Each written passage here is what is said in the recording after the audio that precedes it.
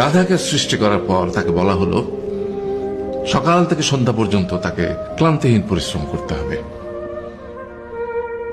সারা জীবন তাকে পিঠে ভারী বোঝা বইতে হবে, খেতে পাবে শুধু ঘাস, আর তার মাথায় কোনো বুদ্ধি থাকবে না। তার আয়ু হবে 50 বছর। গাধা করজোড়ে সৃষ্টিকর্তাকে বলল, আমি এত বছর বাঁচতে চাই না, আমাকে 20 বছর আয়ু দেওয়া হোক। সৃষ্টিকর্তা সেটাই মঞ্জুর করলেন। কুকুরকে যখন সৃষ্টি করা হলো তখন তাকে বলা হলো যে সে হবে মানুষের সবচেয়ে বড় বন্ধু, কিন্তু সে খাবে মানুষের উচ্ছিষ্ট, এবং তার আয়ু হবে 30 বছর। কুকুর সৃষ্টিকর্তাকে বলল, আমি এত বছর বাঁচতে চাই না, আমাকে 15 বছর আয়ু দেওয়া হোক। সেটাই মঞ্জুর করা হলো।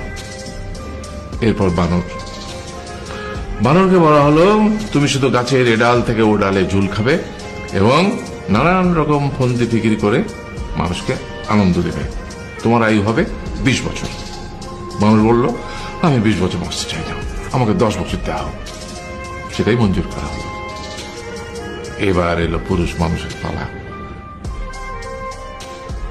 তাকে বলা হলো যে তুমি হলে প্রাণীগুলোর মধ্যে সবচেয়ে বিচক্ষণ এবং বুদ্ধিমান, সেই জন্য তোমাকে প্রাণীদের শিরোমণি করা হলো এবং তোমার আয়ু হবে 20 বছর।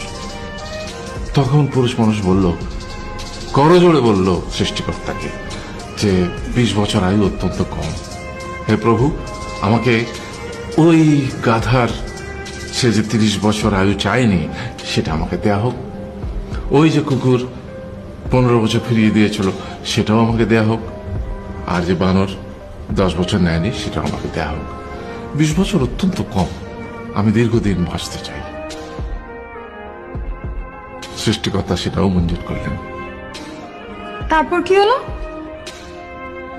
সেই থেকে ছেলেরা পুরুষ মানুষ হিসেবে বাঁচে 20 বছর, তারপরের 30 বছর সংসারের বোঝা পিঠে করে বয়ে বেড়ায়, সেটা কার মতো? গাধার মতো।